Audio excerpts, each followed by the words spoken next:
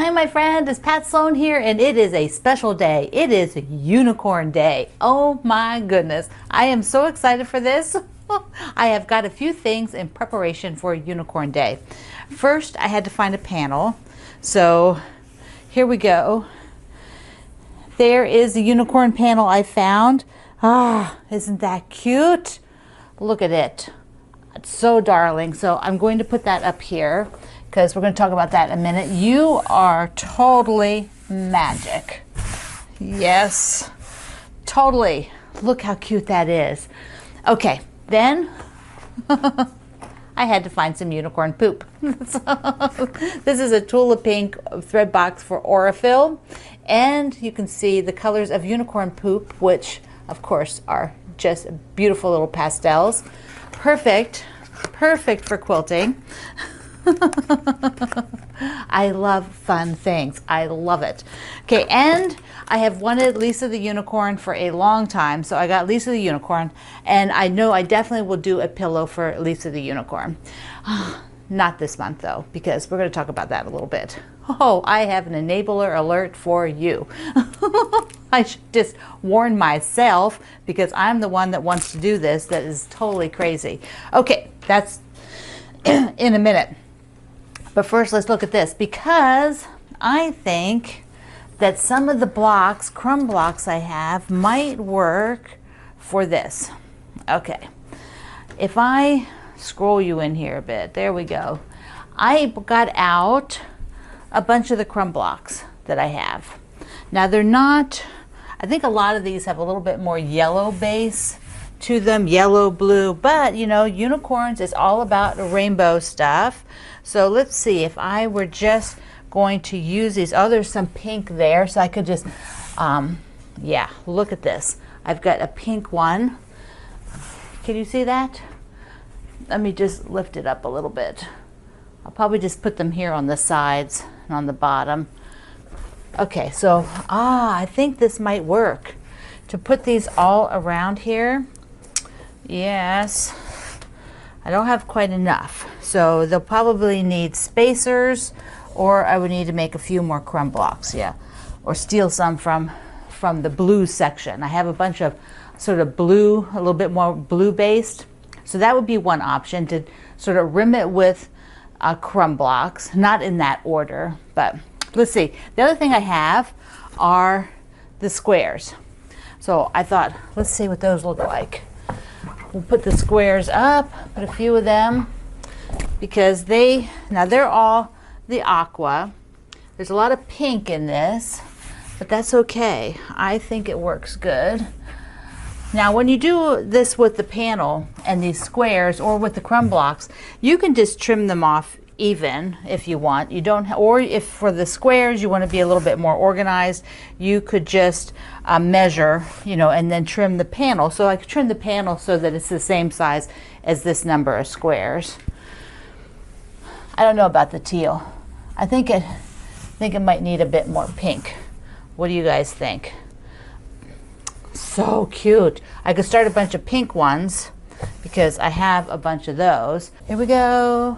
One more just for seeing how it looks. Yeah. Oh, maybe put in a little inner border, like a little pink and white stripe if I have one. That would be cute. I think with the a pink around that would be super cute. So what I might do is gather some pink and whites and use those for my starts and ends so that I stay on track, because it is super easy to lose track. But I think maybe pink and purple, you know, like not pink and purple as the only two, but white and then pinks and purples mixed as the secondary color, like this has the teal. I think that might be the answer. So cute, so cute. Okay, so for Unicorn Day, I would love you to celebrate the unicorn. And if you have made a unicorn quilt, please show me over at our community, Quilt Along with Pat Sloan. I would love to see your unicorn quilts. Yes! Okay, I have we have a mail call and another carrot. So first I have to show you this. When this card came from Sue the other day, the Starbucks card, I forgot to show you the actual card. This is a plantable card. It has seeds in it. How cute is that? So I'm going to plant it. I guess you just stick the card in the ground, and it's a matte material. That is so cool. Okay, I also got a wonderful postcard. This is, we have to read this, Black Canyon Gunnison National Park, and it is from Gina in Colorado. So she sent me a beautiful note. Thank you. And then I got from Naomi in Oregon. Look how cute. Look how cute they are. I used to have a chocolate lab. I know, yeah, those are probably labs. So cute. But then she sent me this card. This sticker rather, will work for chocolate, because she doesn't want me to run out of jobs. She says, in case I need a job, I can put this up. and to go along with it, some beautiful chocolates from Oregon. So these are chocolates made in Oregon. We are excited to try them. Thank you. Mwah.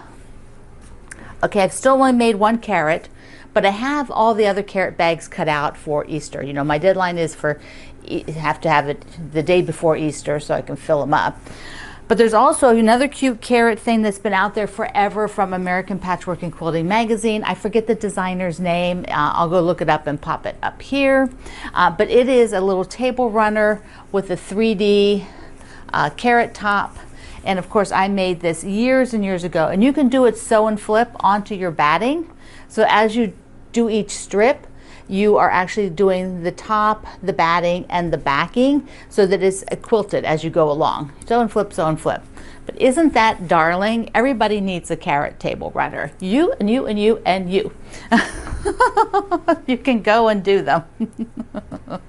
I love mine. I love it. Talked to the other day about wanting to remove the center of the one flower on my cross stitch.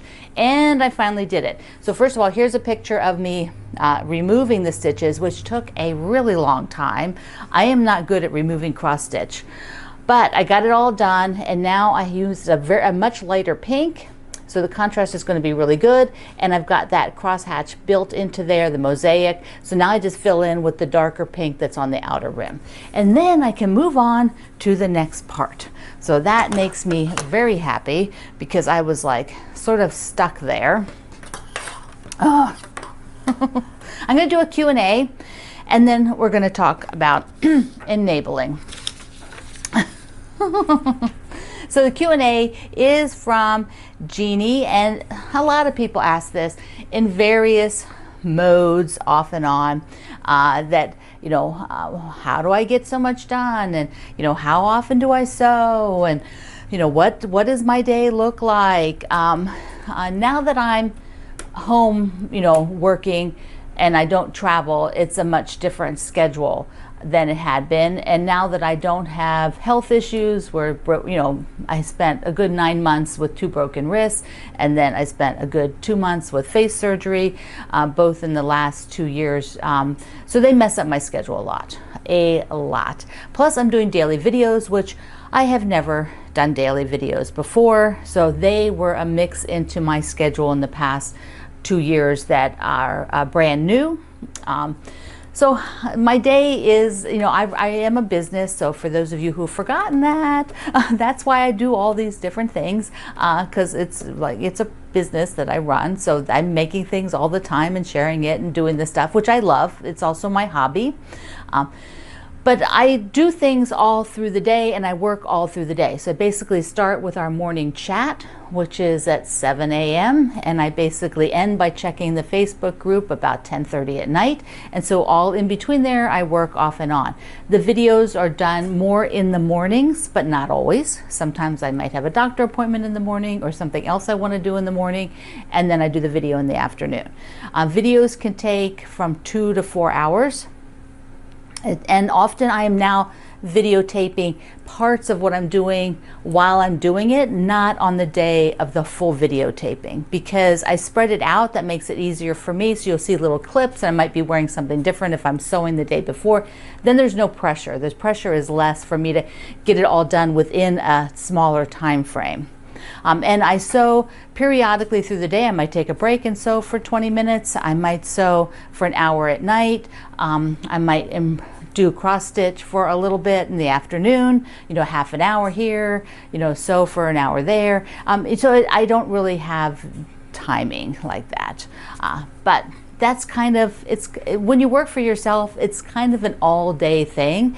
It's not like you go to the job, you're given tasks. You know, I create my own tasks, I create my own schedule, I create most of my deadlines, not all of them, because there's deadlines where a fabric line comes out, or a book comes out, or somebody else asks me to do something on their video.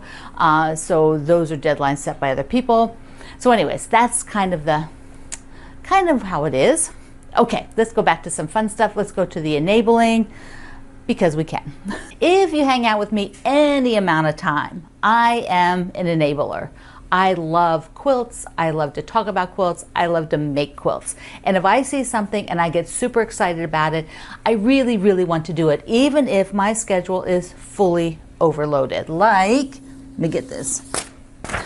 I'm not even going to show you the list, but there are about 18 things that I need to accomplish in April, and the month is that's like one a day, whatever. It's like, I'll get it done. But I saw a version of Summer Moon, I think, and here actually in the chat part of our morning when the video is released, one of our friends here mentioned the Midnight Moon, which is a version of this quilt called Summer Moon, a book by the Fat Quarter Shop, So Emma publication. And they're doing Midnight Moon with April Rosenthal's Midnight Magic, her Halloween fabrics, or Midnight Magic #2. I used Midnight Magic #1, her first fabric line, when I did that one layer cake quilt, which turned out so fabulous. So let me show you Midnight Moon. Like, I just love it. I love those fabrics. I love it on the white because I loved how the other one turned out. I think I'm very drawn to it. Now, the thing about the Summer Moon book and the pattern is that the blocks aren't so bad. They aren't so bad. Well, there's a lot of them, but they are, when you do a week, you have to do 3 blocks. Like, here's the coloration for the book. This is in the book with this darker coloration, so you can see the blocks a little bit better. But when you do a block, like the first block is this one here, but you make it in 3 sizes, and then it goes here, and then it's down here somewhere. Yes, down here again. And so in each week, you have to make it in 3 sizes, and the 2 smaller of the sizes, you do sashing stuff. So there's extra stuff, which is okay.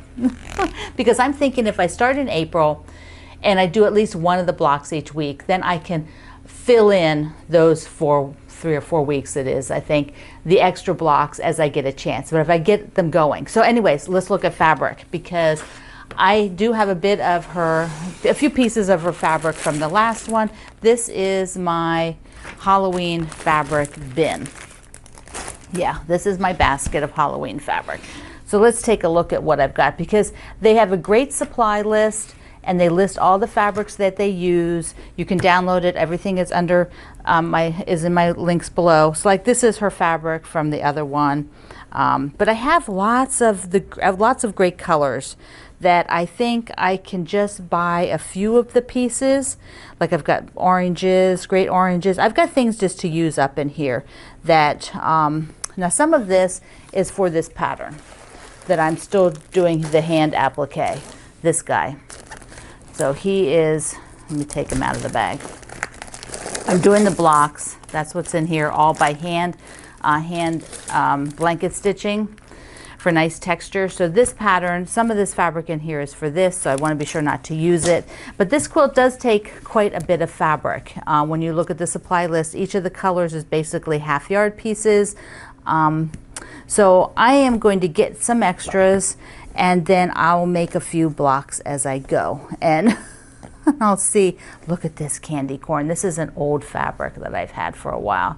So cute. But I feel like when I get that excited, I just want to dive in and do it. So this is all my Halloween. I do have a lot of other black and orange. So I have other black and orange fabrics. So I'm going to go through that too. And I'm going to go to the list of the fabrics that from the print off. and just go and order maybe 6 or 7 different ones to add to what I have. I could just go order it all. They have a half-yard bundle. I could just order that. But I'm thinking I want to use up these Halloween fabrics that I've had for a while. And I think I can get the same effect by keeping the coloration the same. Maybe I have to get a charm pack too, I don't know. Just so that I see the colors and can add a little bit in. But I've had the book for a while. They did a sew along of this, with the 2 colorations way back. So some of you may have made that. I know my friend Cindy was. I believe she was doing the blue one that I showed you. I'd have to ask her husband if he remembers, but that's, I think, what she did. But they have a sheet similar to this with the colorations that you're going to download, and then the supply list. And then the one shows you all the blocks. So you can see each of the blocks for the week with the fabric placement. So it's a really, really wonderful sew along that is put out by Moda Fabrics, is running the sew along. So you have to sign up for Moda's emails, and all the links are down below in the description box. And I think I might go put a project page over on my website for it, so that I can keep track there. And if you need all the links, they'll be over at my website. So, okay, so I'll do that. There, decision made. I'll do that too. So that is down below as well. And it's in the first comment, which is pinned. It's, locked to the top. That's what pinned means. So that you should be able, if you can't find the description box, go to the comment box and you should see the first comment. So it should be there. Okay, so this is my enabler alert, Midnight Moon. I am going to start it just because it just looks so fun and so wonderful. And, why not? Why not? You only live once as a quilter. Make all the quilts. And for this month, for my word space, I am getting another stack of quilts and some other supplies and things off to my friend who gives them to some groups who do local charity work. And so that'll be really good. And I might actually be able to get a few of my quilt tops. So that's the kind of space that I'm working on this month. So what do you think? Am I crazy to do a midnight moon? Of course I'm crazy. Of course I'm crazy. But I'm thinking, because it spans, I'll be all right. I'll just do it on my own pace. So if you want to join me, great. I'm still trying to get people to join me. And today we are celebrating Unicorn Day. So if you need some unicorn poop or a unicorn pattern to make or a panel, today get something with unicorns. If you've done a unicorn thing, show it in the Facebook group, Quilt Along with Pat Sloan. Oh, my friends, thank you so much for being here. I love you. Mwah. Thank you for being in the Sloan Zone. I will see you online.